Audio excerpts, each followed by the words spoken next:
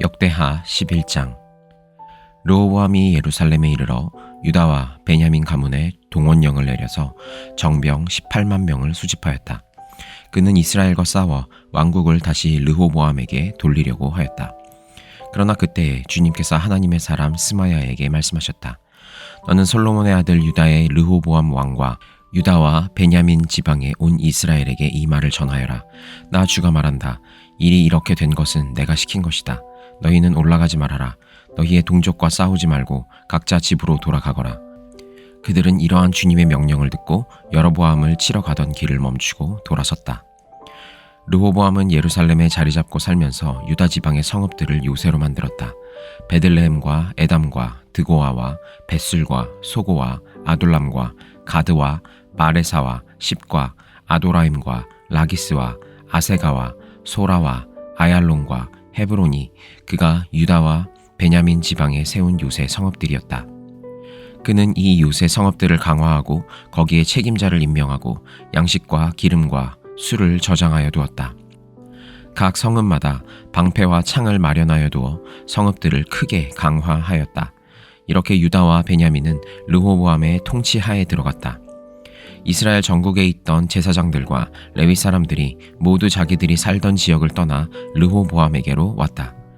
레위 사람들이 목장과 소유지를 버리고 유다와 예루살렘으로 온 것은 여로보암과 그의 아들들이 그들에게 주님을 섬기는 제사장 직분을 수행하지 못하게 하고 따로 제사장들을 세워서 여러 산당에서 숫 염소 우상과 자기가 만든 송아지 우상을 섬기게 하였기 때문이다.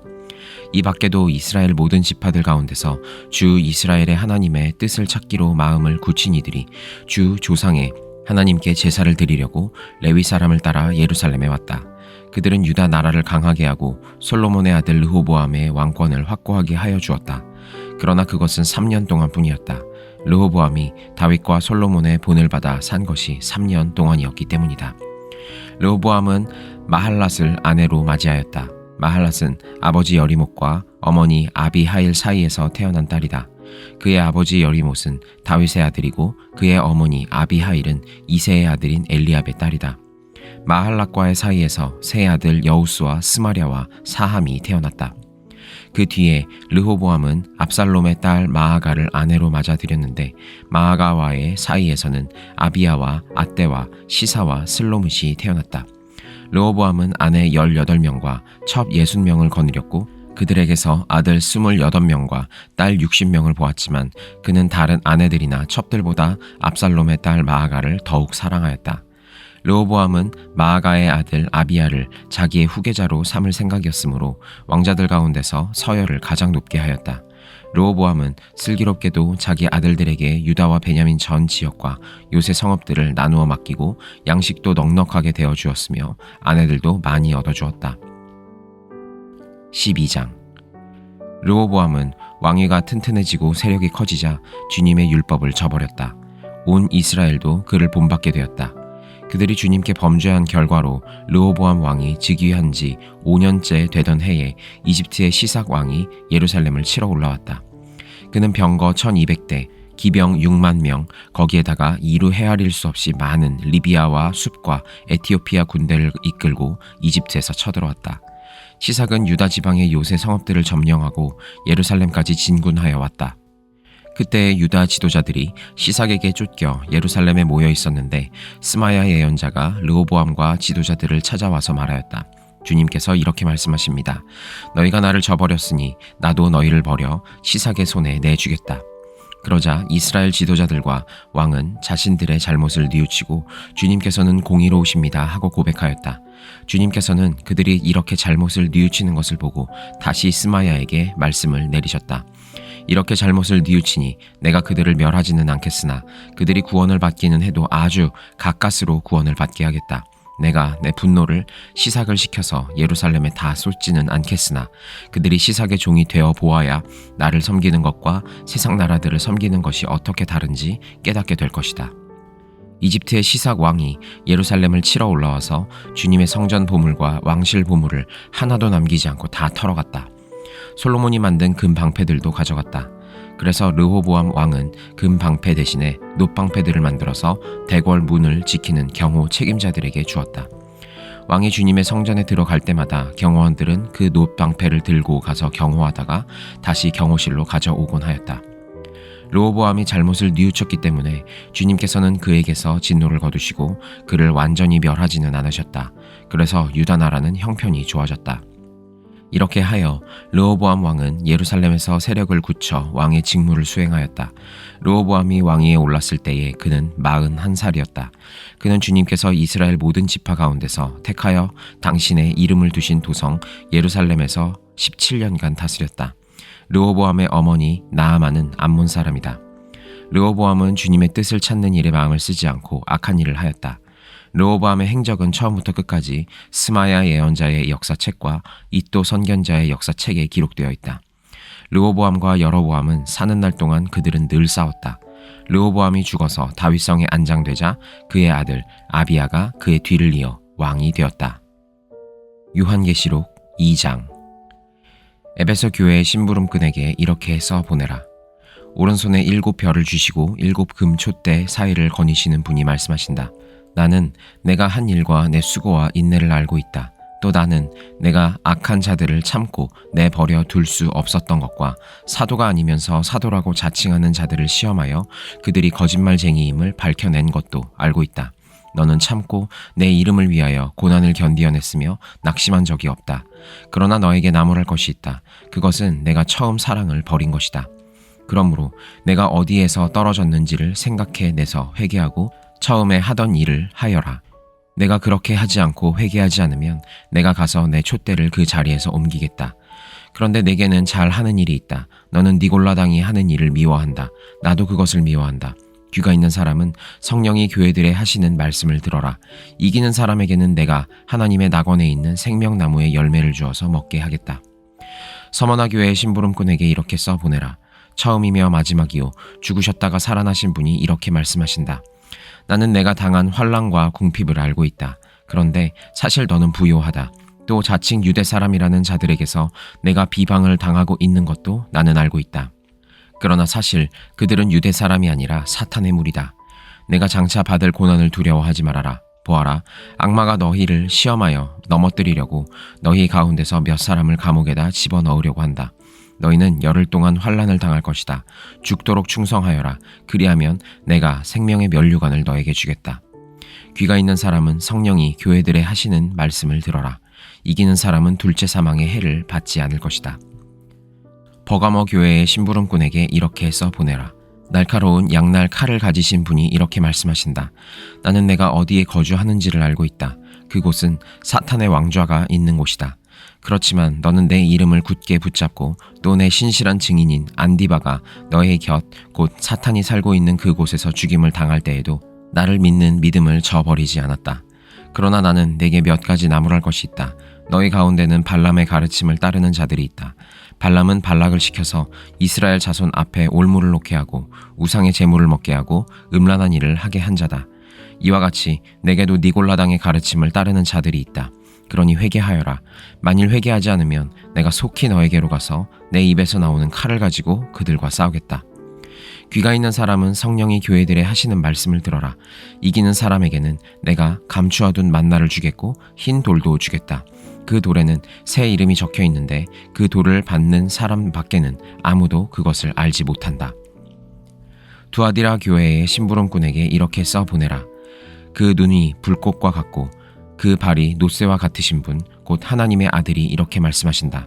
나는 내 행위와 내 사랑과 믿음과 섬김과 오래 참음을 알고 또 내 나중 행위가 처음 행위보다 더 훌륭하다는 것을 안다.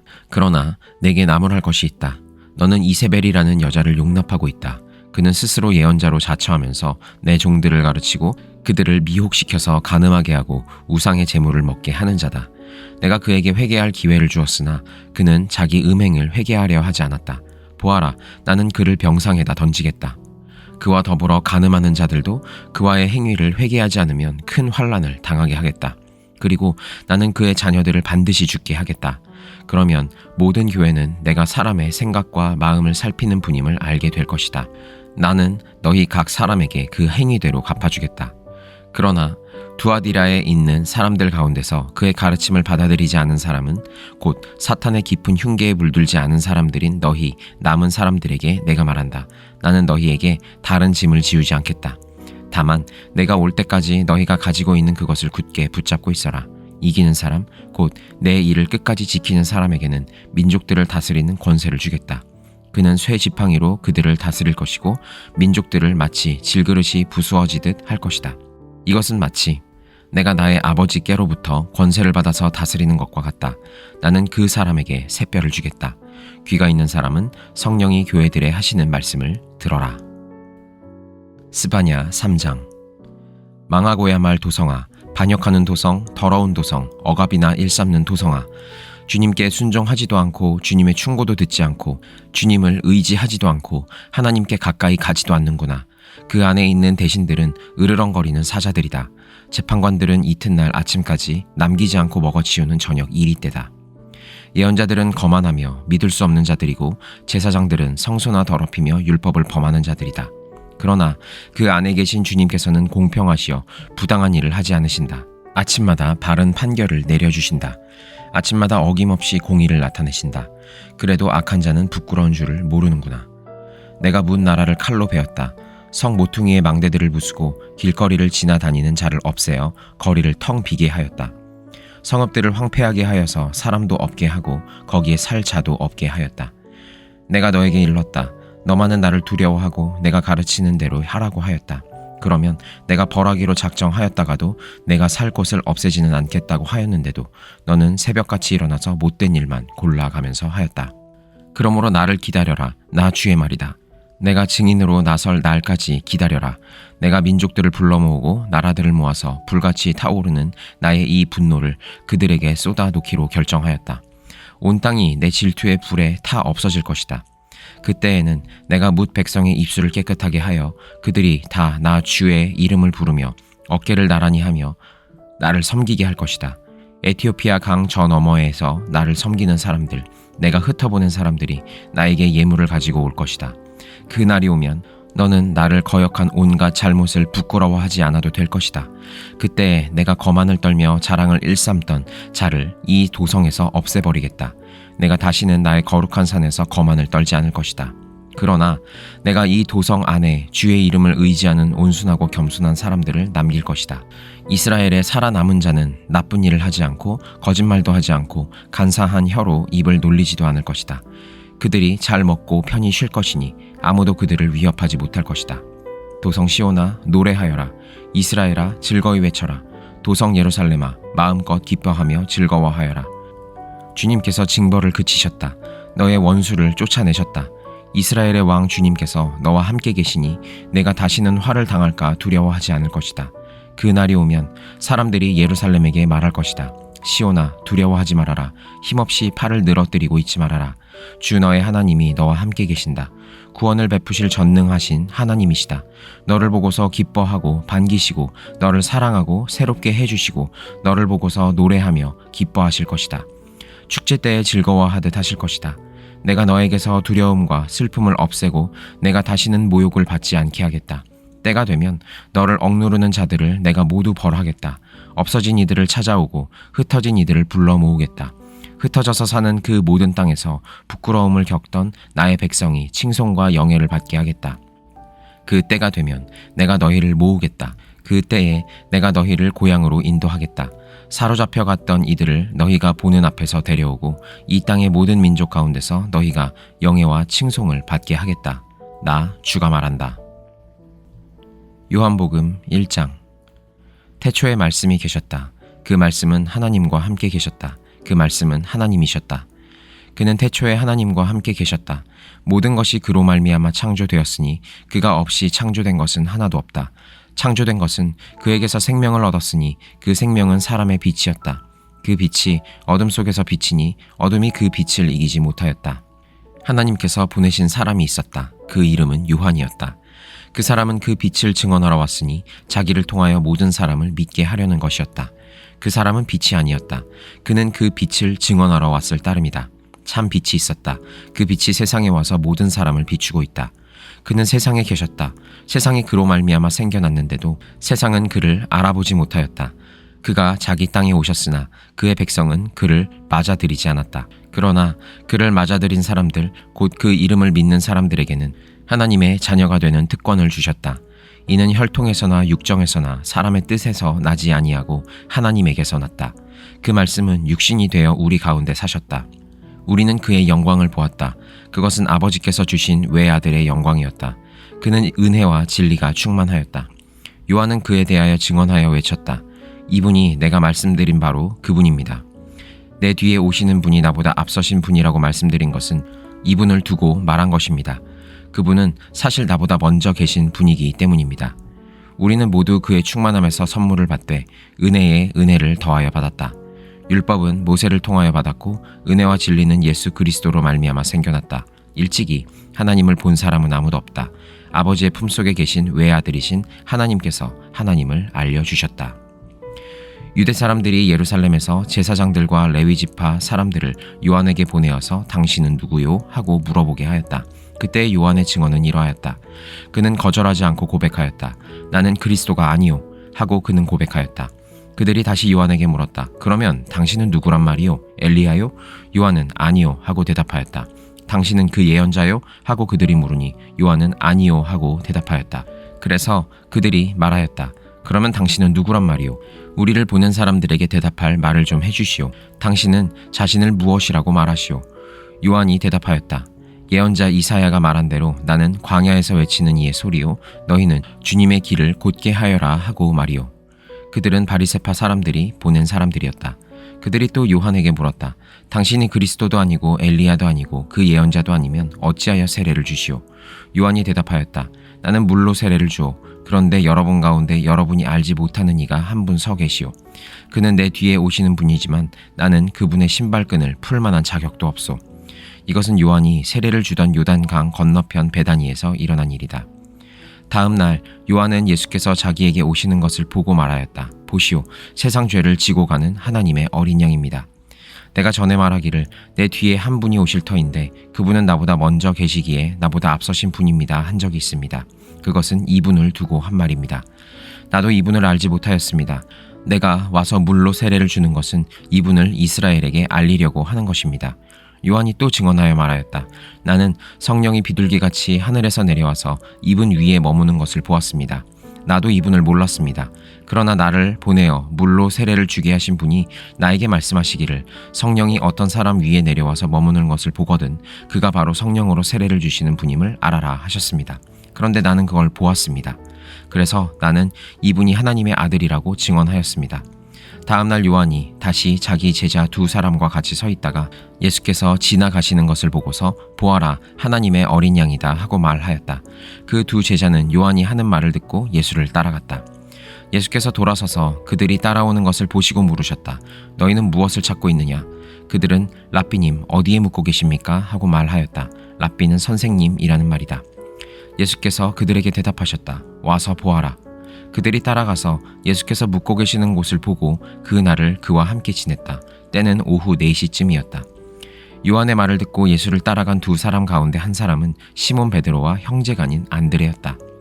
이 사람은 먼저 자기 형 시몬을 만나서 말하였다. 우리가 메시아를 만났소.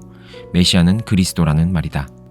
그런 다음에 시몬을 예수께로 데리고 왔다. 예수께서 그를 보시고 말씀하셨다. 너는 요한의 아들 시몬이로구나. 앞으로는 너를 게바라고 부르겠다. 게바는 베드로 곧 바위라는 말이다. 다음날 예수께서 갈릴리로 떠나려고 하셨다. 그때 빌립을 만나서 말씀하셨다. 나를 따라오너라. 빌립은 벳세다 출신으로 안드레와 베드로와 한 고향 사람이었다. 빌립이 나다나엘을 만나서 말하였다. 모세가 율법책에 기록하였고 또 예언자들이 기록한 그분을 우리가 만났습니다. 그분은 나사렛 출신으로 요셉의 아들 예수입니다. 나다나엘이 그에게 말하였다. 나사렛에서 무슨 선한 것이 나올 수 있겠소? 빌립이 그에게 말하였다. 와서 보시오. 예수께서 나다나엘이 자기에게로 오는 것을 보시고 그를 두고 말씀하셨다. 보아라, 저 사람이야말로 참으로 이스라엘 사람이다. 그에게는 거짓이 없다. 나다나엘이 예수께 물었다. 어떻게 나를 아십니까? 예수께서 대답하셨다. 빌립이 너를 부르기 전에 내가 무화과 나무 아래에 있는 것을 내가 보았다. 나다나엘이 말하였다. 선생님, 선생님은 하나님의 아들이시오. 이스라엘의 왕이십니다. 예수께서 그에게 말씀하셨다. 내가 무화과 나무 아래에 있을 때에 내가 너를 보았다고 해서 믿느냐? 이것보다 더 큰 일을 내가 볼 것이다. 예수께서 그에게 또 말씀하셨다. 내가 진정으로 진정으로 너희에게 말한다. 너희는 하늘이 열리고 하나님의 천사들이 인자 위에 오르락 내리락 하는 것을 보게 될 것이다.